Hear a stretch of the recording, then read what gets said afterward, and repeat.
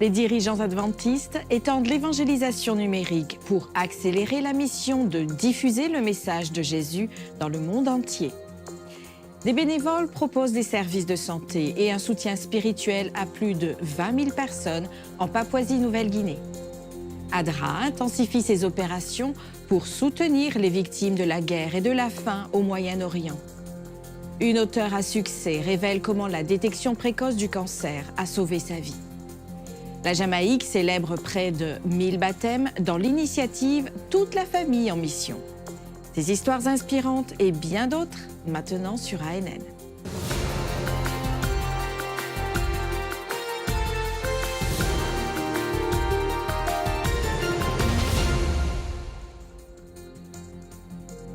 Le thème du concile annuel de cette année, appelé à être fidèle, renforce l'importance de garder la foi et de se concentrer sur la mission de l'Église. Avant cet événement, la conférence LEAD, tenue au siège de la Conférence générale dans le Maryland, aux États-Unis, a rassemblé des dirigeants adventistes pour échanger sur le leadership, l'éducation et le discipulat. Cette année, l'emphase était mise sur la stratégie de mission numérique qui reflète l'urgence d'intégrer le monde numérique dans la mission de l'Église de répandre l'espoir en Jésus-Christ. Cette année, la conférence LEAD a rassemblé les dirigeants du comité exécutif de la conférence générale ainsi que des représentants adventistes du monde entier.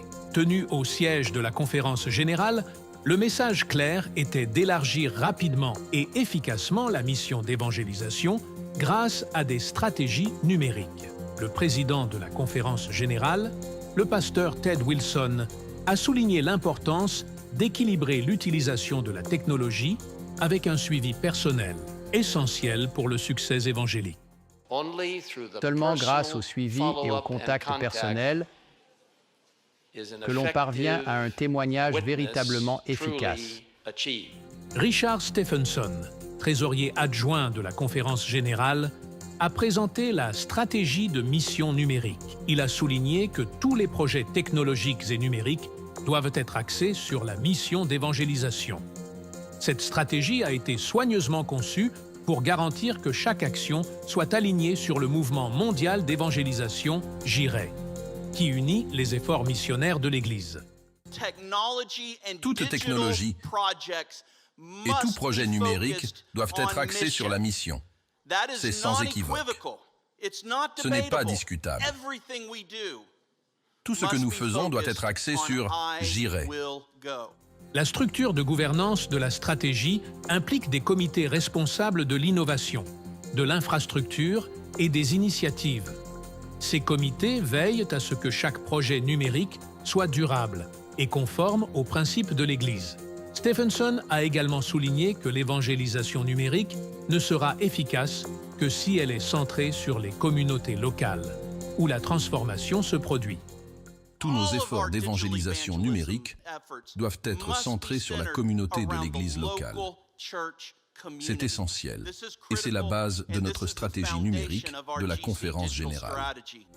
La stratégie de mission numérique comprend 7 objectifs principaux, tels que garantir la durabilité des efforts d'évangélisation numérique et connecter ceux qui s'y intéressent avec des églises locales. Un autre point clé est la pertinence culturelle, adaptant le contenu numérique aux différentes réalités et cultures à travers le monde. La centralisation des ressources favorise également une plus grande efficacité, permettant à l'Église d'utiliser des outils communs pour faciliter la collaboration et faire avancer la mission.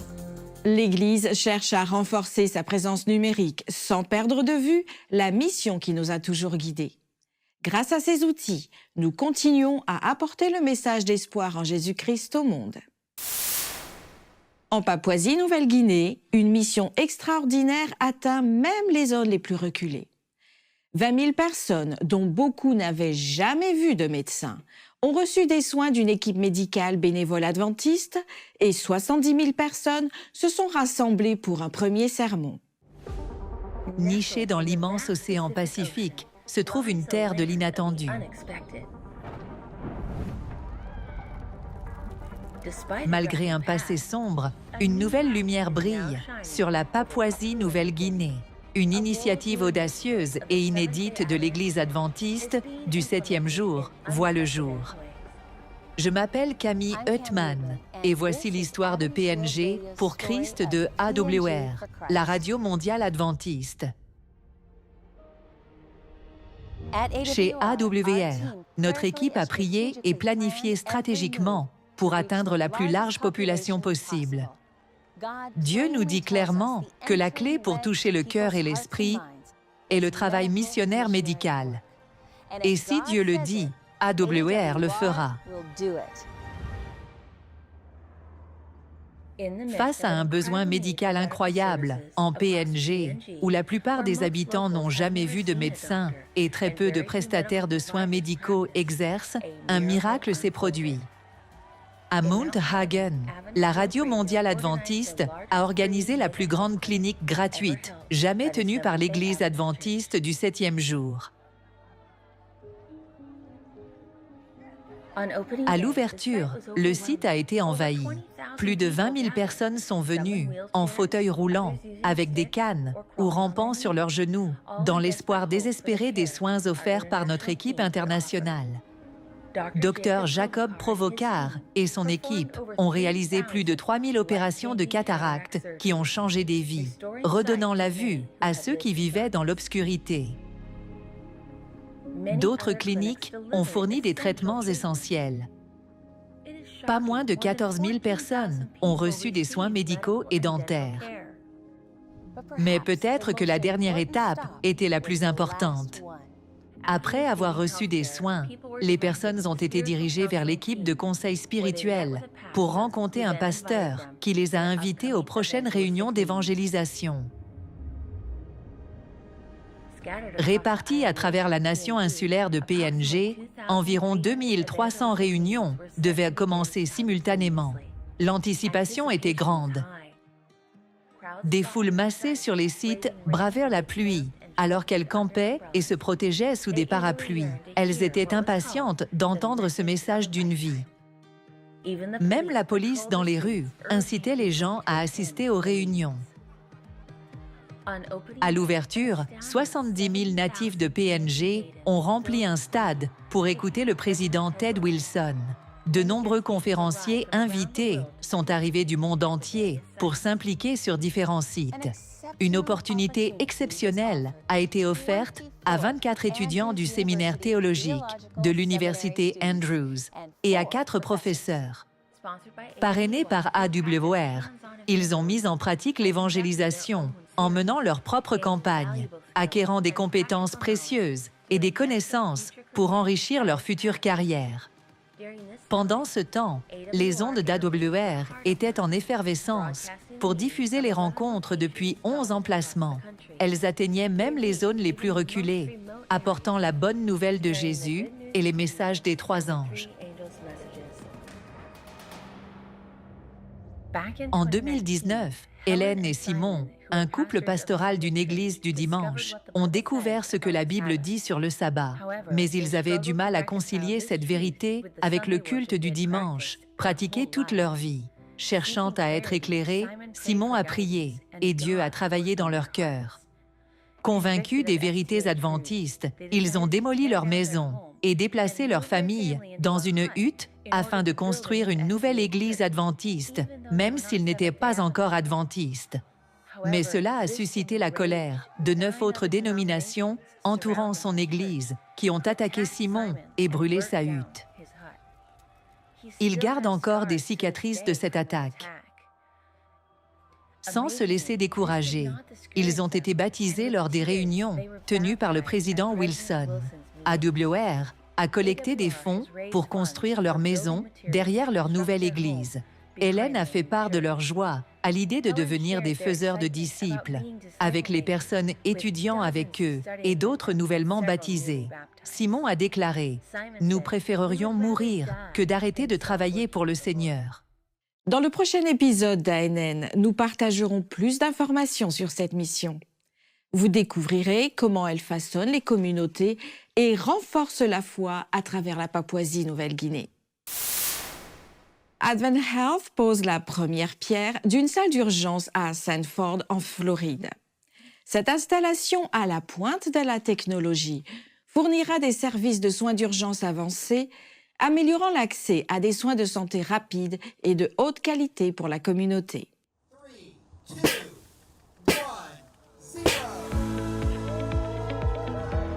Nous célébrons la pose de la première pierre de notre nouveau service des urgences Advent Health, ici dans la ville de Sanford. C'est génial car c'est un service d'urgence complet et non pas un simple service. Ici, les gens peuvent recevoir des réponses à leurs besoins de santé ou d'urgence. Nous soignerons tout, des soins mineurs comme la toux, les rhumes, les lacérations et les points de suture, aux fractures, jusqu'aux soins avancés pour les crises cardiaques et les AVC. Ensuite, nous mettrons les patients en relation avec nos incroyables spécialistes d'Advent Health. La ville de Sanford est une ville qui continue de croître. La raison pour laquelle ce service est important ici, ce sont les emplois créés. Plus de 50 bien rémunérés contribuant au succès de notre ville. Advent Health est une organisation à but non lucratif adventiste dont le siège est à Altamonte Springs, en Floride. L'institution gère 52 hôpitaux dans 9 États américains, servant plus de 6,7 millions de patients chaque année. Cette semaine, sur ANN in Depth, Ayrton Kohler, secrétaire de la Conférence générale, explique comment l'Église adventiste du 7e jour redéfinit sa stratégie missionnaire pour répondre aux besoins urgents d'évangélisation dans les territoires non atteints. Il met en avant des approches innovantes telles que le déploiement de missionnaires sur le terrain et l'autonomisation des congrégations locales pour soutenir les efforts d'évangélisation mondiaux. La mission Refocus est un mouvement à 2 emphases. Premièrement, nous réorganisons l'envoi de nos missionnaires. Voici quelques données. Il y a 2 ans, lorsque nous avons commencé à travailler sur cette initiative, il y avait presque 400 ICE. C'est le nom, l'acronyme qui correspond aux missionnaires internationaux. Presque 400 qui travaillaient sur le terrain. 82% d'entre eux occupaient avant des postes qui n'étaient pas liés à la mission du terrain. Cela signifie des postes importants, mais le terme missionnaire désigne des personnes travaillant dans des endroits difficiles du monde. Ils enseignaient dans nos écoles et universités. Ce sont des médecins. Ils travaillent pour ADRA. Ce sont des administrateurs de l'Église. Tous à des postes importants. C'est probablement dans les endroits où ils ont besoin de quelqu'un venant d'autres parties du monde. Mais nous devons utiliser d'autres ressources financières pour permettre à ces personnes de continuer à travailler dans ces régions. L'argent investi dans la mission doit être utilisé pour ceux qui travaillent sur le terrain. Créer des possibilités, planter des églises dans des zones urbaines et partout ailleurs. Cela signifie que nous avons maintenant un projet selon lequel, dans 10 ans, nous prévoyons d'avoir 70% de tous nos missionnaires ISE. Selon notre acronyme, 70% d'entre eux travaillant sur le terrain, travaillant dans les zones urbaines, dans des pays et avec des groupes de personnes. Nous avons 3 grandes fenêtres de mission. Tout d'abord, la fenêtre 10-40, où nous aimerions envoyer le plus grand nombre d'entre eux. Nous avons la fenêtre post-chrétienne qui regroupe les régions du monde où les valeurs s'éloignent de plus en plus des principes bibliques. La 3e fenêtre est la zone urbaine. Ces 3 fenêtres sont notre priorité. Notre plan est d'envoyer 70% de nos missionnaires dans ces régions afin d'ouvrir les possibilités. Pour visionner l'épisode complet et d'autres vidéos explorant plus en profondeur la foi adventiste du 7e jour et son histoire, visitez notre chaîne officielle sur YouTube. Des centaines de personnes se sont rassemblées à l'église adventiste du 7e jour de Portmore, Sainte-Catherine, en Jamaïque, pour célébrer l'aboutissement des efforts d'évangélisation sur l'île et d'autres pays du territoire de la division interaméricaine. La région interaméricaine a lancé sa 3e initiative, Toute la famille en mission, qui encourage les membres d'Église à s'engager dans l'évangélisation personnelle et publique en préparation de la venue prochaine de Jésus. Le pasteur Eli Henry, président du territoire, a exprimé sa gratitude aux dirigeants et aux membres pour leur dévouement à la mission, qualifiant ce moment de célébration de l'œuvre de Dieu à travers son Église. C'est un grand privilège pour moi d'être avec vous ici, en Jamaïque, à l'église de Port-Mort pour célébrer la bonté de Dieu. Aujourd'hui est un jour de célébration pour célébrer ce que Dieu fait. Les pasteurs, les anciens d'église, les ouvriers bibliques et les membres actifs de l'Église se sont engagés dans la conduite de campagnes d'évangélisation dans chacun des 168 districts pastoraux à travers la Jamaïque. Les pasteurs locaux, ainsi que 12 évangélistes invités des fédérations régionales de la division nord-américaine, ont participé aux efforts à travers la Jamaïque, Trinidad et Belize. Le trésorier de la conférence générale, le pasteur Paul Douglas, a exhorté les membres de l'Assemblée et des milliers d'autres regardant le programme en direct à redoubler d'efforts pour répandre l'Évangile. Nous avons un travail à accomplir. Nous avons la lumière pour faire ce travail. Mais il nous reste peu de temps pour faire le travail. Les signes nous disent que Jésus revient. Le temps de faire notre travail touche bientôt à sa fin. Nous voyons les signes. Des signes dans le monde religieux, des signes dans le monde politique, des signes dans le monde social et dans la nature. Il fut un temps où nous parlions de guerre et de bruit de guerre. Nous n'avons plus besoin de parler de rumeurs.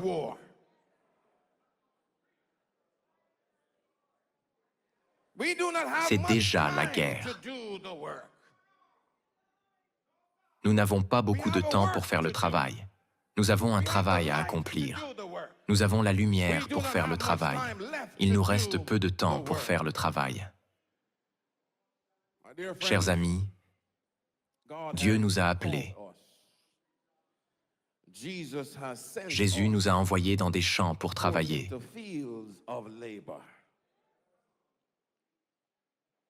Nous avons été envoyés pour prêcher la bonne nouvelle dans un monde qui semble n'avoir que de mauvaises nouvelles. Des centaines de personnes ont été baptisées durant ce programme, dans des dizaines de districts locaux et les régions de tout le territoire, avec près de 1000 baptêmes en Jamaïque. La musique, des performances théâtrales et des activités d'impact alignées sur l'initiative. Toute la famille en mission, à travers le territoire, a enrichi cette célébration. Le prochain événement de cette initiative Toute la famille en mission de la région interaméricaine se tiendra le 9 novembre 2024 à Montemorelos, au Mexique. De jeunes voix répandent l'espoir dans les rues de l'Équateur. Découvrez cette histoire de foi en action. Dans le sud de l'Équateur, plus de 320 adolescents ont été formés pour évangéliser et servir. Plus de 30 groupes de jeunes se sont impliqués dans cette initiative, faisant partie de la mission du Sud-Équateur. L'événement visait à renforcer l'identité des jeunes adventistes et à les préparer pour une mission spéciale dans leur génération. Après la formation, ces jeunes évangélistes sont descendus dans les rues, ont partagé la parole de Dieu et distribué environ 2000 exemplaires de La tragédie des siècles. Leur énergie et leur dévouement redynamisent la mission de l'Église dans la région. Les dirigeants locaux ont signalé un grand enthousiasme parmi les participants. Plusieurs d'entre eux ont partagé des témoignages personnels de bénédiction reçus lors de leurs efforts de sensibilisation. Ces jeunes voix pourraient bien façonner la prochaine génération de notre Église. ADRA, l'agence humanitaire de l'Église adventiste, intensifie ses opérations de secours en réponse à la crise en cours au Moyen-Orient.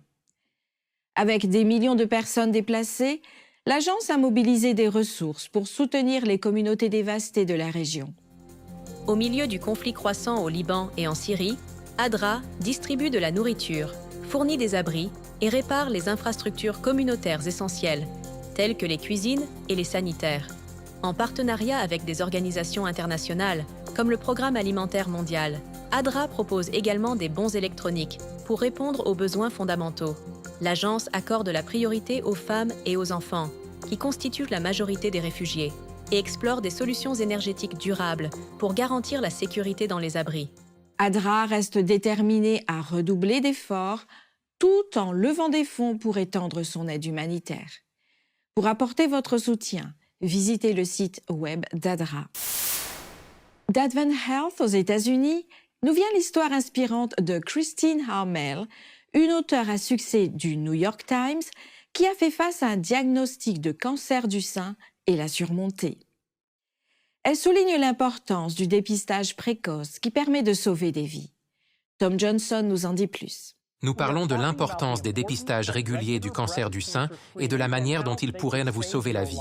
Nos invités aujourd'hui sont le docteur Anu Sehgal et sa patiente, Christine Harmel. Le docteur Sehgal est oncologue chirurgical, spécialisé dans le cancer du sein au Centre de cancérologie Advent Health. Christine est une auteure à succès du New York Times qui a elle-même lutté contre le cancer du sein. Bienvenue à toutes les deux. À 43 ans, Christine Harmel, sans antécédents familiaux, a découvert qu'elle avait un cancer du sein lors d'un dépistage de routine, ce qui lui a finalement sauvé la vie. L'histoire de cet auteur à succès du New York Times souligne l'importance des dépistages préventifs.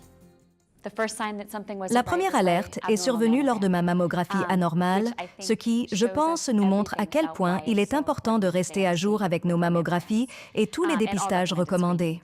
Je suis allée faire une visite annuelle standard, pensant que tout allait bien. Mais quelque chose était anormal. J'ai été orientée vers le docteur Sehgal. J'ai fait une biopsie et elle a appelé un mardi soir, il y a 2 ans au mois d'octobre, et m'a annoncé que j'avais un cancer du sein. Dr Sehgal explique que la combinaison d'une mammographie et d'une échographie était essentielle dans le cas de Christine, soulignant l'importance des examens annuels et d'être proactif en matière de santé. Il n'y a pas de signe majeur du cancer du sein pour la plupart. Certains symptômes peuvent survenir, comme une masse, des changements cutanés, un écoulement ou une rétraction du mamelon. Cependant, la majorité des cas sont diagnostiqués par mammographie de dépistage. Cette mammographie peut détecter un changement subtil, menant à une échographie, comme ce fut le cas pour Kristen. Je pense qu'à cause de cela, je suis devenue une personne plus forte. Au début du parcours de cancer, on pense que tout sera horrible et on a peur de l'avenir. Mais à la fin, je me sens à nouveau moi-même, en mieux, ce qui est le cadeau de cette expérience. Prenez en charge votre santé. Faites votre mammographie, vos coloscopies et assurez-vous qu'il n'y a pas de cancer. L'histoire de Christine Harmel est un rappel de l'importance des dépistages réguliers. La détection précoce sauve des vies. Dans le cœur de l'Europe, une mission unique transforme des vies. Découvrez comment la vision d'un pasteur apporte de l'espoir aux solitaires à Bruxelles.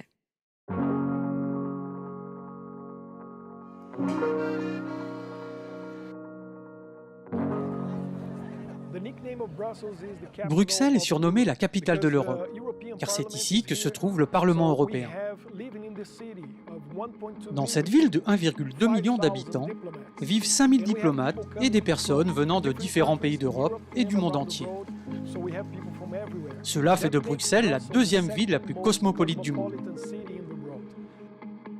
Ricardo Pereira, missionnaire originaire du Brésil, est venu à Bruxelles pour être le pasteur d'une congrégation traditionnelle de la langue portugaise. Il s'est rapidement rendu compte qu'une grande partie de la population de la ville n'était pas prise en compte. L'un des plus grands défis missionnaires auxquels nous sommes confrontés aujourd'hui est l'augmentation de la population laïque et post-chrétienne. Face à cela, Ricardo s'est senti investi de la grande charge qui consiste à les atteindre avec le message adventiste. Il savait que le seul moyen d'y parvenir était d'essayer quelque chose de différent. Il a commencé par implanter une église de langue portugaise. Ricardo s'est associé au Global Mission Center pour la mission séculière et post-chrétienne, pour mieux comprendre les personnes laïques et post-chrétiennes, afin de leur permettre de vivre une véritable expérience avec Dieu. Ana Luisa, une Portugaise, est conseillère de mode et vit en Belgique depuis 18 ans. Bien qu'elle ait des amis et une carrière, elle se sentait seule dans cette grande ville. Ana Luisa a été invitée à l'église par une amie et a donc accepté de s'y rendre. Et j'étais très surprise en fait de la façon que j'étais accueillie, que j'étais reçue. Je n'ai jamais vu ça nulle part en fait. Je me suis sentie tellement aimée. Les gens ils me prenaient dans les bras. Je ne sais pas vous expliquer, mais j'étais tellement émue. C'était une personne ordinaire qui n'allait jamais à l'église. Elle ne lisait jamais la Bible, elle ne priait jamais. Et maintenant, elle est venue, elle s'est fait des amis. Elle aime ce que nous faisons. Elle fait désormais partie de la famille. Depuis qu'Anna Louisa a commencé à venir il y a plus d'1 an, sa vie a été transformée. Elle ne se sent plus seule et a commencé à prier pour la première fois depuis l'âge de 7 ans. Anna Louisa a ouvert son cœur à Jésus et se prépare maintenant au baptême. Il y en a d'autres comme elle qui ont connu l'amour de Jésus grâce à cette implantation d'église. Alors que cette implantation d'église se tourne vers l'avenir, elle continuera à travailler en partenariat avec le Global Mission Center pour la mission séculière et post-chrétienne. Leur prière pour cette année est de commencer une congrégation anglophone pour répondre à l'un des plus grands défis de la ville. Bruxelles est un creuset de culture et de langue, et l'anglais est parlé par plus d'1 demi-million de personnes. Ricardo a sollicité le soutien d'Eliseur Oliveira, un volontaire adventiste qu'il a recruté. Celui-ci s'installera avec sa femme à Bruxelles après avoir travaillé comme aumônier à Washington, D.C. Nous vous invitons à prier alors que le Global Mission pour la mission séculière et post-chrétienne continue à soutenir l'implantation d'une église à Bruxelles et lance une congrégation anglophone. Priez pour que Dieu touche le cœur de ceux qui ne le connaissent pas. En regardant ces défis, souvenons-nous qu'ils sont aussi ceux de Dieu, qui a un plan dans lequel nous sommes invités à participer avec lui. La mission s'accomplit lorsque des vies comme celle d'Anna Louisa se transforment. Une nouvelle congrégation anglophone vise à atteindre la population diversifiée de Bruxelles. Joignez-vous en prière pour ce ministère en pleine croissance alors que le plan de Dieu se déploie en Europe. Vous avez suivi les actualités de l'Église adventiste du 7e jour dans le monde.